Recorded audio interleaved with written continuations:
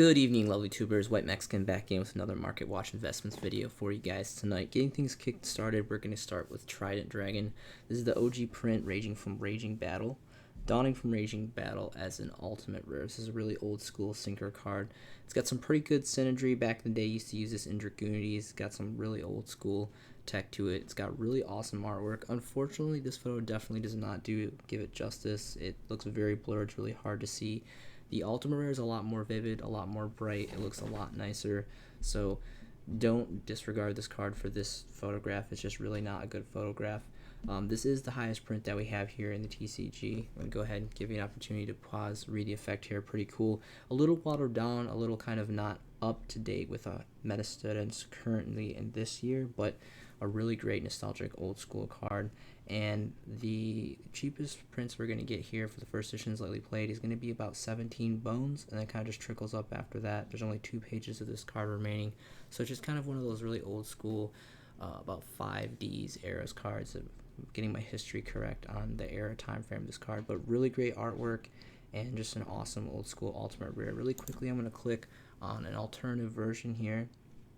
This is the second highest rarity as a secret rare, dawning out of Legendary Collections 5Ds. This was another really great Legendary Collection set, dawning a lot of great cards and some great rarities, so I definitely check out that set. But this is a little bit more a better picture, a little more clarity on this, so you can see artwork more. So all around great card.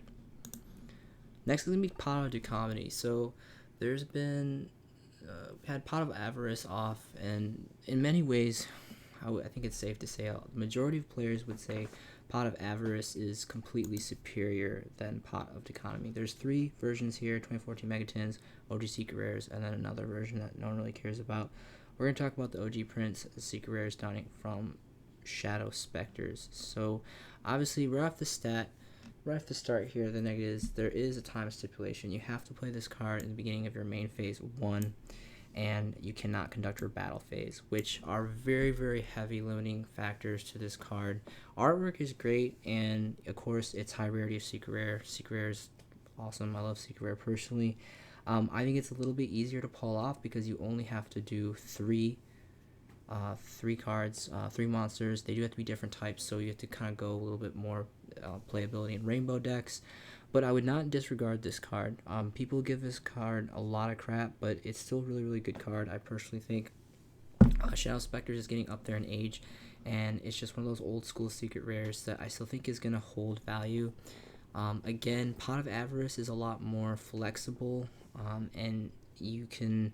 There's a little bit more stipulations. The only thing is that you have to have 5 cards, which is when you open up with Pot of Avarice, it makes it a little bit more difficult. But there is a lot of fast decks nowadays where you can drop and dump in the graveyard really quick. So definitely not disregarding Pot of Avarice. It's an amazing card. I'm super happy that we got it back at 3. It's actually really amazing that we have it in 3. I really did highly not expect us to have it at 3 so soon. It's pretty great. But again, this card is about like 2-3 bones for the OG first edition prints. Pretty great. Only 3 pages on the market, but I just think this is a good card to hold because it's so cheap. And again, Pot of Avarice is a really great card. This is definitely a big contender to it. It's just players' preference and kind of the types of builds that you're running that give you some more diverse options with this card. Next is going to be Jar of Avarice. So I like this card a lot. The flexibility of this card, being able to recycle any card, magic, trap, monster, whatever it may be, is really, really incredible. Obviously, it has some pluses and minuses. With it being a trap card, it has to be set for a turn a little bit slower. And you do have to have, again, 5 materials in the grave, which is kind of a lot, but depending on when you pull this card in the game state, it's really not that bad. Of course, best rarities are going to be the OG Secret Rares from Cross Souls. 2016 Megatins as well was the reprint. Cross Souls was a really special set on its own merit alone. This was the last core booster set that we got that Konami manufactured ultimate rares and ghost rares in the core booster set. So it was a transition set and definitely has a lot of great nostalgic history on just that own merit alone. So Cross Souls always is going to hold a really great place in my heart because it also is the set that donned Ghost Ogre and Snow Rabbit, which is my favorite hand trap girl. So pretty cool stuff right there. We're going to go ahead and look at the first editions, which are going to be about a little bit over 2 bones, pretty much all across the board. And there's 3 pages of this card on the market. Next is going to be a Gravekeepers Servant. This is an extremely nostalgic old like Gen 1 Duel Monsters era card. Really cool fun fact about this card, there is actually a censorship error with this card. As you can see, the original prints dawning from Magic Ruler right here, Magic Ruler, and the reprint sent Spell Ruler, as well as the Dark Beginning ones. They all have the crucifix crosses in the artwork. You can see all of the crosses here in the artwork. And the later prints in Dark Legends and Retro Pack, they did not have crucifixes. They just have straight up tombstones. So this was a classic Konami censorship error that they eventually fixed with the later prints. But you can see the 3 original prints. All 3 of these have the uncensored artwork with the crucifixes, so that alone is some pretty good history behind this card, as well as some great value just added on the top of this card. Of course, ideally, in my personal opinion, and kind of I can show you in the market price here, Magic Ruler being the very first OG print and being just an old set, it has the Magic card stamp over the spell card stamps on the other 2 versions. So on that own merit alone, with having the uncensored artwork and the censorship error and having the original Magic stamps before Konami got in the lawsuit with Magic the Gathering, and I don't really know exactly what the details of the case was, but they had to change the names from Magic cards to spell cards, and Magic Ruler was one of the last original sets that we actually had cards manufactured with the Magic stamp. So really great on that. And these cards are actually going for, and it's just a common, and all the versions are commons. This has not had a rarity bump, and the original first edition prints are going for pretty good money, even just holding on as just commons. There's only 3 pages on the market here, and we can see that there's no first editions until we get to the very last page here on the market, which is going to dawn about roughly around $3-4 for the first edition prints for lightly played. So I only have a few copies of these original OG prints first edition. It's a really great card. It works really well with comboing off of Macrocosmos or Banisher of the Radiance or Banisher of the Light as well for negating attacks endlessly for a lot of really fun removal anti-meta builds. Next is going to be Heavy Metalfoes Electromite. So this card has been banned since probably the beginning of the end of last year. I know this got reprinted in the 2018 Megatins, which was just a mega disappointment.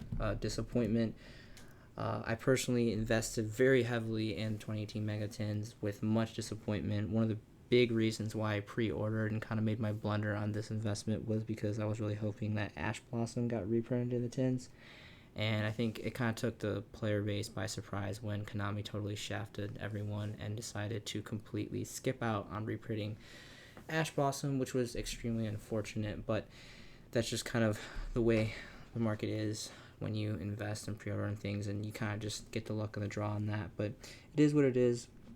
Of course, we got the OG prints dawning from Extreme Force, both secret rare prints. This card is still a really good card. I think it's safe to say that pendulums are not the most popular mechanic in the game right now, with Link starting to still be prevalent but slowed down a lot with Master Rule 5, I believe is what they're calling it now in the game state. Pendulums have definitely taken a backseat ride in the meta, and they're still very good. There's still a lot of really great pendulum base decks out there. It's just they're not really being paid attention to right now from what I can tell. And this card's still incredibly cheap. It's about $3-4 here across the bone, all for near mint first edition prints. This is like the best that you can get. This is a perfect searcher card for any generic pendulum card. I personally don't like pendulums, but I respect this card, and I think this card is really great on its own merit alone. It's one of the best searchers ever, if not probably one of the only searchers, grand mass searchers that we have for pendulum cards. So just wanted to showcase it really quick because I definitely think that it needs some spotlight, because this card has been banned for long enough for people to kind of forget about, but not long enough for people just to completely like remove from their mind, because this is a very meta heavy card for the longest time. So it's really cheap right now. So I definitely recommend that you guys pick up probably at least a playset or so just to have for yourself, because it is a really nice card just to have in general, just in case one of those pesky pendulum decks decide to pop up in the meta again. So next I want to talk about Gold Series Haunted Mine, more specifically the Ghost Golds. Now these are still gold cards, but nonetheless they are ghost cards. So we are no longer getting ghost cards. Konami decided to discontinue ghost cards with Cross Souls. As I mentioned before, that was the last core set that Konami manufactured and produced ghost cards as well as ultimate rares in the core booster sets. We're still obviously getting ultimate rare cards in the OTS packs, but we have not gotten any new ghost rare cards. So my personal belief on these, yes, they are a blended rarity, ghost gold, but they are still very much and valued as ghost cards. And more specifically, these 3 cards, as well as Blue Eyes White Dragon. I'm not featuring Blue Eyes White Dragon in this video just because it's like ridiculously high. It's the highest out of all of the 4 Ghost Gold cards out of the set, and everyone kind of knows it's always kind of had relatively good value, and it's just been increasing over time as ghosts have been more difficult, more prevalent in the collector's market. But this set, Gold Series Haunted Mine, was the only gold set to do something like this, to blend gold with ghost rare, and more specifically the Gold Series itself. Gold Series 2008, 2009, where just did a phenomenal job. Just the nice glisten over the cards and the way they manufacture the cards is really top tier, high quality, and they really did ghost cards right. And this was the last set that they really kind of did ghost rares. Very, very nice. And this is a great card. So obviously there's an ultimate rare of this from the original core set that it came from. My personal favorite is the Ghost Gold. And we're going to go ahead and I love this deck. I'm really a big fan. I like Dark Lords. I love Perfect Herald. There's I love Christia. There's a lot of fairy builds that I like to mess around with, and that Herald of Perfection is a really fun deck that I like to mess around every once in a while. And I got everything max rarity, and it's pretty fun. So of course, with this being a gold set, there wasn't first and unlimited. There's just or not first edition and unlimited, just limited, I guess. So you're not going to find any first editions of that, so don't be alarmed by that. I'm a huge adamant fan of first edition, especially for collector stuff. You always go first edition when you can. But that doesn't exist in this set, so any version is going to be fine as long as you get the right condition. It's going to be about 16 bones, and it quickly trickles up to about 20 plus. Only 2 pages on the market, so this is a really, really great card. And then, of course, next, more specifically, I want to put a target audience on this because Mystical Space Typhoon and Solemn Judgment were 2 out of the 4 other Ghost Golds that were manufactured in this set. Now, this set, Gold Series Haunted Mine, was the only set to date to manufacture a trap card and a magic card in the Ghost rarity. Now, granted, they still are Ghost Golds, but they're still very much Ghost cards. So no other set in all of the TCG has manufactured a magic or a trap card in the rarity of Ghost Rare. But Haunted Mine did that, and still to this day, it's the only set to have a magic card and trap card manufactured in this rarity of Ghost Rare, which is really, really special, very unique. It kind of reminds me of like Duelist Saga. We still haven't had a reprint of the Duelist Saga versions of the Ultra Rares, which is really, really special on its own merit alone. It's just another piece of history that is surrounding this set that holds a really, really great value in my personal opinion, especially for the collector's market. So getting into Mystical Space Typhoon, which on its own merit alone, this card has probably been reprinted the most out of probably almost all the cards in the game. There's a lot of great reprints. I mean, you got Ultimate Rare, you got Secret Rare, you got Dual Terminal, and then of course you have this Ghost Gold, which is my personal favorite, and it looks really great. It's going to be about 16 bones, so roughly around the same price as the Herald, and then it quickly goes up to about 18. There is a little bit more availability on this, about 4 pages. Moving on to Solemn Judgment, again, this got lifted on the ban list. Pretty sure this is at 3 now, if I'm not mistaken. Amazing artwork on this. Of course, the amazing Ghost rarity here. Ghost Gold, this one starts at about 21 and then slowly trickles up after that. Only 3 pages available on the market for that. So all really, really great cards on their own merit alone. Definitely check them out. Next is going to be Sea Monster Theseus. Now, there is 2 prints, 2017 Megatons and Raging Tempest. Obviously, with this, I'm going to be honest with you guys, this is solely for artwork collectability. It's great that this is a tuner. I really like how it's a zombie water. That's pretty rare, and that it's a fusion. I'm really into fusion stuff, like for artwork stuff, and it's a secret rarity, and I'm kind of into just like ocean monsters and like pirates and stuff, and like this totally has that vibe with the artwork, with the whole like monster octopus and like the sunken pirate ship looking thing. So it's really, really great. I really can't explain too much about this card except for that Raging Tempest it's an old enough set to not really be too available for this first edition sets exclusively. The special editions, they're all over the place. It's really like pennies on the dollar. It's not hard to find, but exclusively for the first edition prints, it's getting up there in age. I believe this set came out in 2016. I was in South Korea when this set came out, and this was the set that donned all like the Zodiac format, the infamous Zodiac format. So this is a really great card. This card's like a bone plus. It gets to be roughly around $2 for the first edition prints, 5+ pages on the market, so plenty to choose from. There's just something about this card. I think it's a perfect card for the target market. I mean, it's been several years and it still hasn't seen a reprint since the Megatins, and it's just very aesthetically pleasing with the deep secret rare foiling, amazing artwork. And again, this isn't because I feel like that there's some future play where this is going to be a huge meta card. It's more specifically based off its artwork for the collector's market. So next is going to be Dark Magician from Starter Deck Yugi Evolution. Continue on with my Crusade theory of the Gen 1, 2, and 3 starter decks. Everyone knows Gen 1, Yugi Kaiba, starter deck stuff, Blue Eyes Dark Magician. First editions exclusively, 2002 era. Like, that is like tier 1 collector's value. It's really, really great stuff. Almost like near untouchable now from its age, but a lot of great values going to those cards. This is what I consider Generation 2 starter deck Yugi Evolution. Of course, there's the Blue Eyes and the other mirrored side, which is Kaiba, which is pretty great too. Really quick, let's go ahead and look at some price points here. Again, this is for collector's value, so you're always going to go near mint lightly played and first editions exclusively. So several on the market here, but you can see they're all pretty much unlimited for the first couple pages. There's a one stack here for roughly around a little bit over a bone. And then there's a couple more single stacks. So the problem with this card, it's so cheap, but it's very low quantity, so it's kind of hard to get bulk. You really want to try to get this card in bulk. But I've been talking about this card for quite a while now, and I've noticed that I'm not like saying I'm the one that's like highlighted this. I'm sure a lot of players knew about this before I even started to mention this print in my videos. But you can see there's really not a lot of stacks left. There used to be stacks like all day long, and they've really just increased a lot. I personally have invested very heavily in this. I'll have to count. I'll go through my inventory. I have several copies of this because I've invested very hard in this. I just really believe in this card becoming a collector's card, more specifically because of its age and just following with the trending of Gen 1. Gen 3 is going to be the Reloaded series, so this is the Ultimate Rare version of Dark Magician. Of course, you have the Mirror Effect, which is going to be the Blue Eyes from the same set, just the Kaiba edition.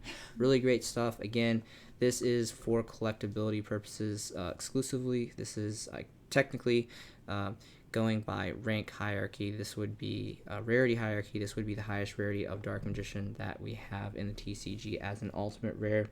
First editions are going to be about 5-ish bones here. Here's a 2-stack. There's 5+ pages here on the market, so quite a bit to choose from.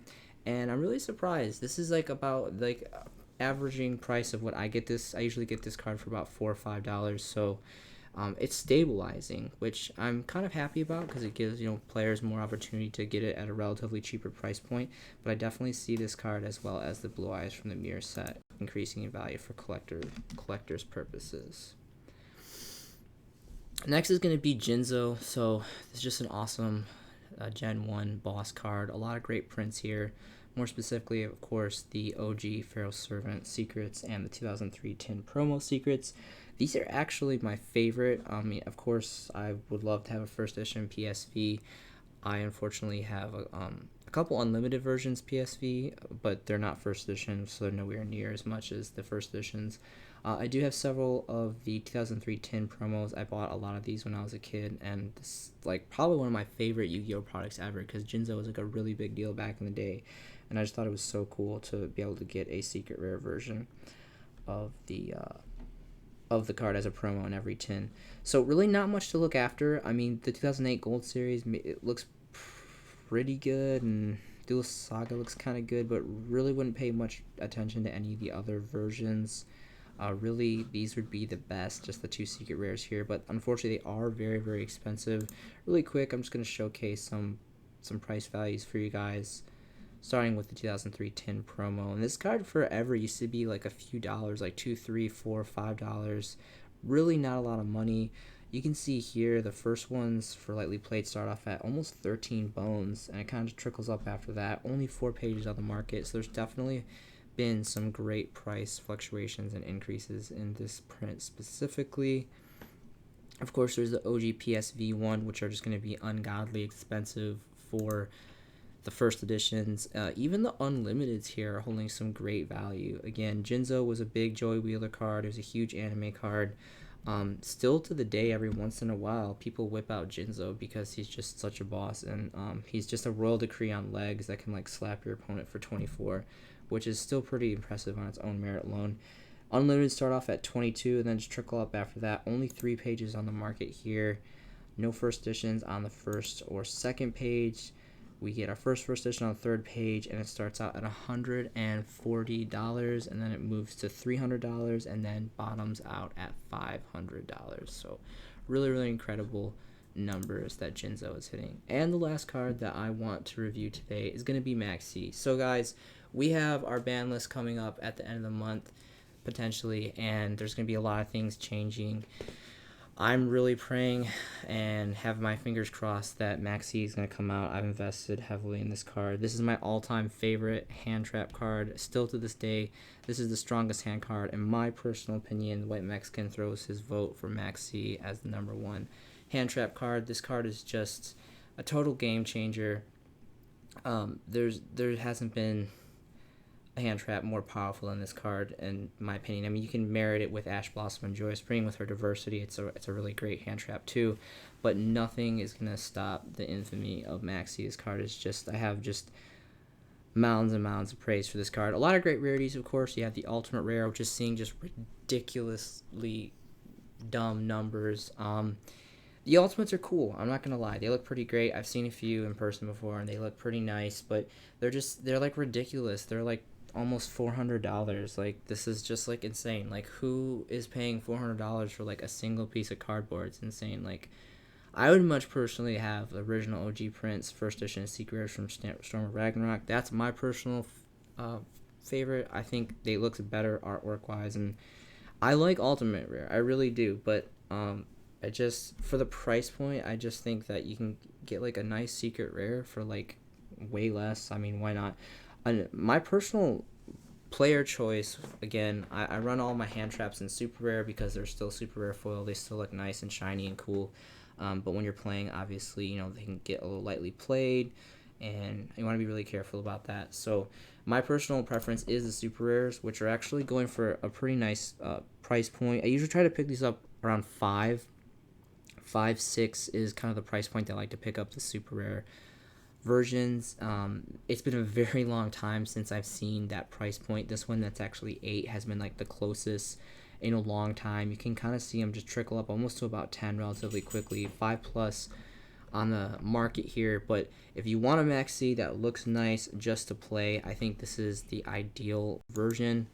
Obviously, if this comes off the list, it's not going to be at this price point, but it's still just a super rare, so there's always that kind of debate of like which one should you get. Personally, again, I want to review the OG print. This is like the amazing one from Storm of Ragnarok, my personal favorite rarity. This is what actually I have the most of. I have several copies of this first edition, which is just fantastic for collectors, fantastic for players. Its artwork is just like unparalleled, and it's just got this really great deep secret rare foiling, and it's just super awesome. So Unlimiteds alone start off at about 32, and they kind of just trickle up after that. Plenty in the market here, 5 plus pages. It just keeps on trickling on up. Almost goes up to Getting close to the $100 mark, and then we get our first edition here on the third page for 89, about 89 bones. So pretty crazy numbers that we're seeing for Maxi. This happens every time. Everyone anticipates this card. Even coming to 1 would just be game defining. Everyone's really excited about this card. Me personally, White Mexican theory, I believe that everything comes off the forbidden ban list eventually. It's just a matter if Konami decides to errat it or not. So that's all I have for you guys today. Yu-Gi-Oh! Is an amazing hobby. It's been part of my life for almost 2 decades now. I think it's extremely important to have hobbies. It's really healthy. I love the friendship and the brotherhood that this game brings to each and every player. I have social media. The link is going to be below. Facebook Messenger is the best way to get a hold of me. I would love to hear from each and every one of you guys. I hope you guys are having a fantastic day and making some amazing Yu-Gi-Oh! Investments yourself. This has been a showcasing by The White Mexican, and now I'll see you in the next video.